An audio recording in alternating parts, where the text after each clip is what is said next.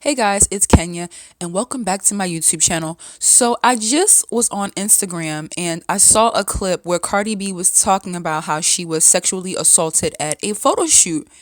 And when she told the owner of the magazine, he was just like, okay. I will never forget how I went to shoot for this magazine, and like the photographer, he was just like trying to get close to me. Like, yeah, you want to get in this magazine? Then he pulled his out. I was so mad, and it's just like, this is crazy. How do you handle it? I was like, bugging. You know what? Get my- I'm out. And you know what's so crazy? I told the magazine owner, and he just looked at me like, so? And Wow. when I see the Me Too movement, there's girls from the hood. I know that they went through the same type of treatment. Like, it will make you feel like you gotta do a certain type of thing for the most bull. Happens every day. It happens really every day. Does it still happen to you at this point in your career? Oh, hell no. I put you on blast on my Instagram. I hope. And I wanted to speak on that because when I was younger, I was into modeling. Now, I had a girlfriend who was very pretty and she would go on a lot of modeling auditions and she would go to a lot of photo shoots. And essentially, that's how I got into it. Got into like hosting clubs in the city, promotional modeling, like a host of other things. So, with my girlfriend, when she would do photo shoots, she said that sometimes she would be so uncomfortable because some of these photographers are they're perverts. Let's keep it real. Straight perverts with a camera. And so she would always bring me. And for me, I would be like, I'm her manager or I'm doing wardrobe or something like that. Like she always would ask me like, hey, I'm going to do a photo shoot on Friday or Saturday, whatever. Are you available? And she would schedule her photo shoots so I could go with her or whatever. And I remember going with her one night. We drove into Manhattan and she said she had to meet up with a photographer. Now, he claimed he was a photographer and he was well known in France, but you can be anybody you want to online. You know what I'm saying? So we get to the studio and he's telling my girlfriend she needs to work out, she needs to get in shape. And he looks at me and he's like, pull your shirt up. And I'm looking like, I look at my friend like, is this normal? Like, pull my shirt up? And she's like, okay, yeah. And so I show him and my stomach was very flat. Well, my stomach isn't big now, but like back in the day I was very like thin and very much in shape and it was weird. So she's like, all right, I'm about to run upstairs to the studio with him really quick. And I don't know what I was doing, so I waited like in the lobby. And so my girlfriend, when she goes up to his studio, she runs into a girl that was also there to schedule a photo shoot with this photographer. So the girl was like, are you here to see such and such? I forget what this photographer's name was. And she said, yeah.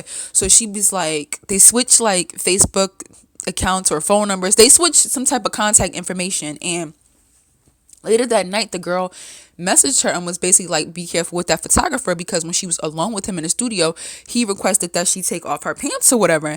And she was very uncomfortable, but she was scared not to comply and not to do it because I guess his tone and how he was speaking to her. So she did it and she was like that she's not booking with him and told my girlfriend to be careful. And I don't think my girlfriend even went to do a shoot with him after that. Also, I remember I was doing a photo shoot with this dude, contacted me online. He's like, hey, I want to shoot you or whatever. I'm like, cool. So we're discussing like different looks and what we're gonna do. You know, I'm trying to get some editorial looks, you know, some cute popping photos, you know, for my portfolio. And then I swear to you, at 1 o'clock in the morning, the night before I was about to go to the shoot, he was like, all right, yo, make sure you got all your stuff. You got to get them thongs. Like saying all this perverted stuff. I'm like, look at the phone, like, wait, hold up. I know we ain't discussed no lingerie pics and stilettos and all the other stuff. He was like, yeah, I'm going to get some photos with you. I was like, ooh. So guess what? Kenya did not show up to that shoot, stood his ass clean up. And my friend was like, good. I remember another time this cat contacted me. It was always like on social media. Maybe Model Mayhem or something like that. And he was from Connecticut. He had like his own like small modeling agency, and I'll admit like he was popping 10. Like he would get his models into like really big ads, you know, Vogue and stuff like that. He was like, hey, I want to shoot you. And he did like more natural looks and like neutrals, like That's how the type of photos he shot. I went to his website, and it was like his photos were legit. They were really nice. They were really professional. Like, you could really see them like in high-end magazines or whatever. So we would chat and chat and chat, and then it went from business to, when I'm gonna take you out. Oh, you should let me fuck you. All this stuff. I'm like, excuse me, sir. Like, excuse me. What makes you think I want to F you like that? And I cannot remember the name of this man's, I was trying to think of his website recently too, because I was going to check it to see if he was still doing, representing models. And he basically was like, you think you're going to get anywhere in this industry if you're not fucking nobody? If you're not having sex? You think you're going to get somewhere if you're not giving up, you know what I'm saying, the coochie?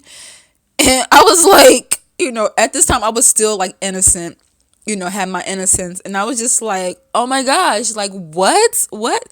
These men who predominantly do most of the shoots, they're trying to request things that they shouldn't be requesting, like the vagina, you know what I'm saying?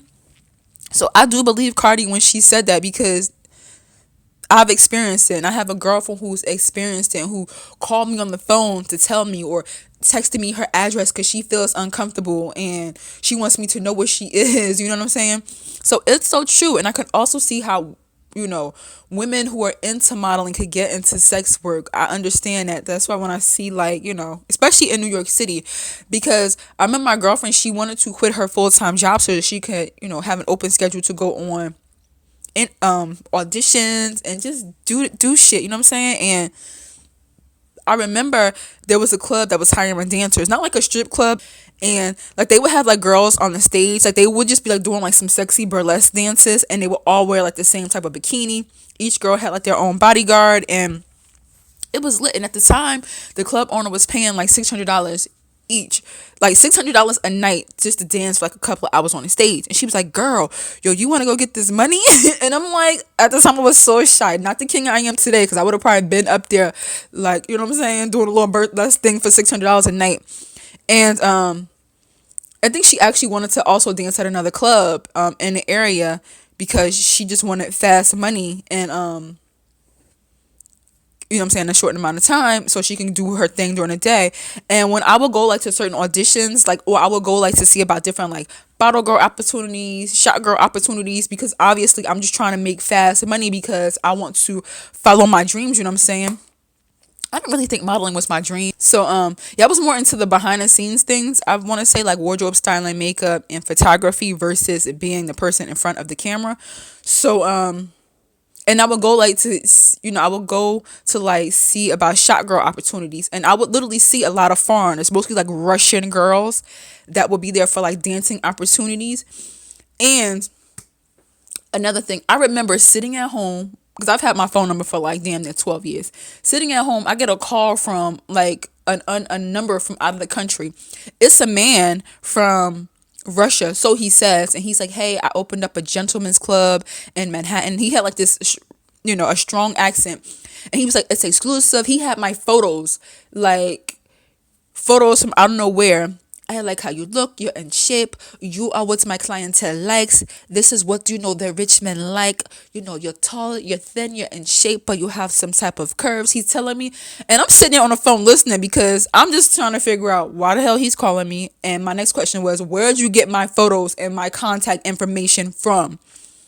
And he's telling me how this exclusive gentleman's club, basically you would be a sex worker. He would pair you up with celebrities, athletes, actors, politicians, all these things. And he's telling me, oh, you can get paid, 10 G's a night. He's giving me the whole freaking rundown. And of course, I'm listening, because I'm just like, trying to figure out, like I said, where you got my number from. And when I asked him, he would never give me a answer. And then he's telling me if I come to a location in Manhattan, he has to do a photo shoot. So I could be put, on the. So I'm asking him, well, where is this exclusive club supposed to be? And he's like, he can't really tell me the details because it's like a secret underground type of thing. And so just imagine a young girl out here, you know what I'm saying, trying to make it in the industry, whether they want to model, sing, rap, act, or whatever, being in proposition with so much money, you know what I'm saying, to so that they could pursue their dreams during the day. You know what I'm saying? And it's so crazy because I was still getting calls like that up until probably like 3 years ago, 4 years ago. I'm like, at this time, I wanted to change my number so bad, but I've had this number for so long, I didn't. So, yeah, when I tell you, if you are a young girl out here, you know, you chasing your dreams, be careful. Be careful. If a photographer approaches you asking to shoot with you, look at their portfolio. If their portfolio was sketch, don't work with them. Look at their Instagram. Check out the comments. What are people saying? Google that photographer. Are people complaining about them? Be careful. And if you have to go to a photo shoot, don't go alone. Get a makeup artist. I know a makeup artist is extra money, but I would rather pay a makeup artist, $200 to do my looks so that I could be, just to have another extra person there with me at the shoot.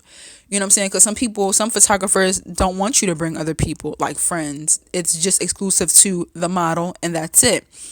So just be careful out here. And I'm glad that Cardi B packed her ish and stormed out the door, because there's so many women who would have stayed and probably just gave up the coochie because they feel like that's the only way that they could get on.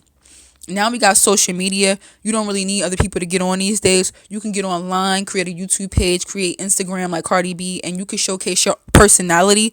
And you know what I'm saying? If your personality is popping, then people will contact you to work with you regardless. They're going to want to work with you.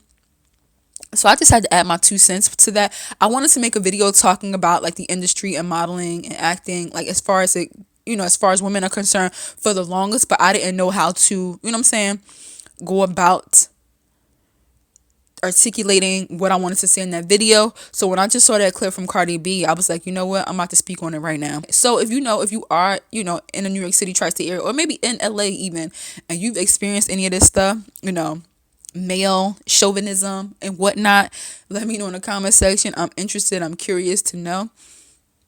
You got your 2 cents to add to this, let a sister know. And if you are here to the end of this video, I want to thank you for kicking it with me today, and I'm gonna see you guys in my next YouTube video. Toodles.